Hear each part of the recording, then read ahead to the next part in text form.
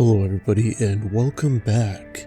In today's video, we're going to talk about the 8 things that you shouldn't do during April's new moon.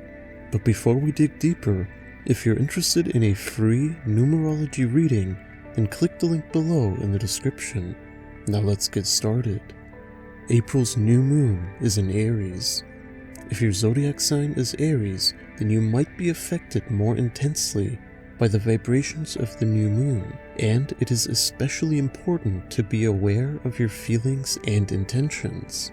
We all want to take that time to absorb the energy of the invisible moon and start the new phase as beneficial as possible. So here are the 8 things that you should not do during this new moon. Number 1. Don't ignore your need for rest. You might feel agitated or exhausted on the days leading to the new moon. You might even have a headache without knowing why. All of this is a normal occurrence since you're about to end a full moon cycle. The new moon is considered the beginning of a new cycle and provides a few days of idling. These days are very important because they're meant to be days of rest and recuperation. So if you feel the need to rest, don't ignore that need. It is a natural sign of your body and the universe to let you know that now is the time to gather your strength for the next cycle. Number 2. Don't ignore your need for reflection. The moon phases are the visible signs of the different cycles the universe and nature have to fulfill.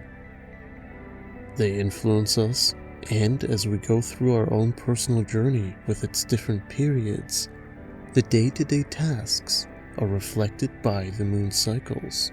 As you bring each period to a close in accordance with the moon cycles, in the end, it is time to reflect on the past 29.5 days. This time of reflection is important because it summarizes your reactions, decisions, and the consequences you have to face based on them.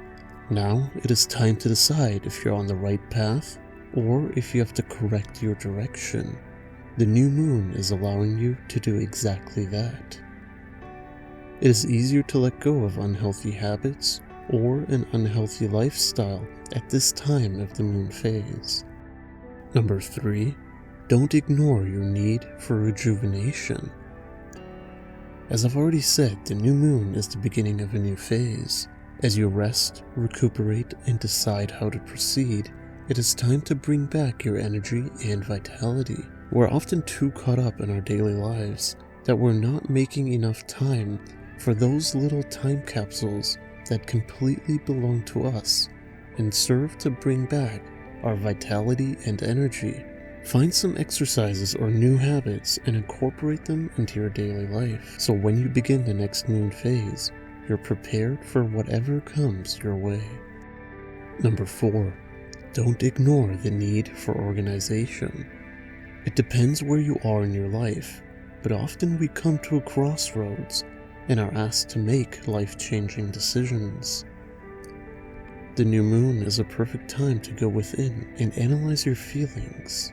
This almost neutral atmosphere brings calmness and clarity, which you can easily access as long as you open your mind and heart.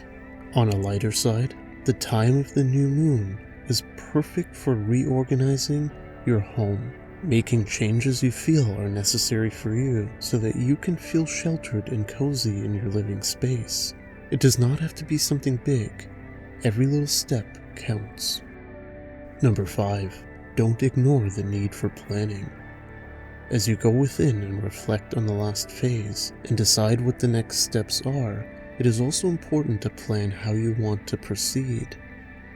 And yes, writing it down by hand into a journal or special binder is a good way to start your planning.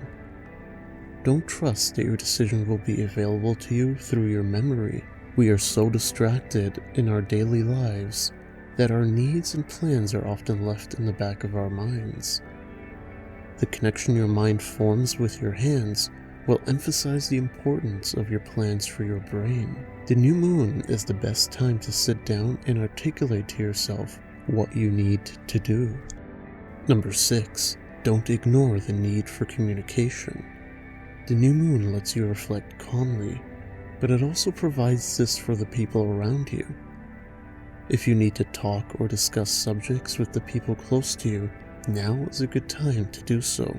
You'll be more open to the opinions of the people around you, even though it might not lead to a change immediately, but it is now expressed. You'll find more understanding for your perspectives. You will have the chance to discuss differences calmly. If you meet new people, pay attention to their words. The new moon will bring you together with people who can enrich your life. Number 7. Don't ignore the need for balance. It'll be easier for you to determine which aspects of your life require correction during a new moon. You'll find the answer to the question where you need to create balance. Who has to be released from your life? Who is dragging you down? Where are you creating negative energy? These are all important questions that will reflect an important part of your life. Without balance, our life becomes harder to enjoy. Imbalance will give you a feeling of being out of control. Don't hesitate to correct what needs to be corrected, because if you do that, you'll be able to go ahead with a clean slate and renewed energy into the next phase. Number 8. Don't ignore unwanted feelings. As we reflect, rest, and let our thoughts wander, allow them to go deeper into your subconscious. We will realize that this can bring up uncomfortable feelings and thoughts. Now don't ignore those feelings, but invite them in and analyze them. In the beginning, it might be frightening, but as you breathe slowly in and out and acknowledge them, they will become smaller and better to manage. Doubt, fears, anger, and hurt are very valid feelings and part of us and our experience. What can we learn from them? Once you acknowledge and process them, they become less frightening, and you'll learn that they will help you to grow and evolve. So what I ask of you now is, what is your experience during this new moon? Please share your thoughts and experiences down below in the comment section. I read every single comment and look forward to hearing what you all have to say. And if you enjoyed this video, then please like it. And if you're interested in more videos about numerology, the law of attraction, and spirituality, then please consider subscribing to the channel. So until next time, bonsoir, universe.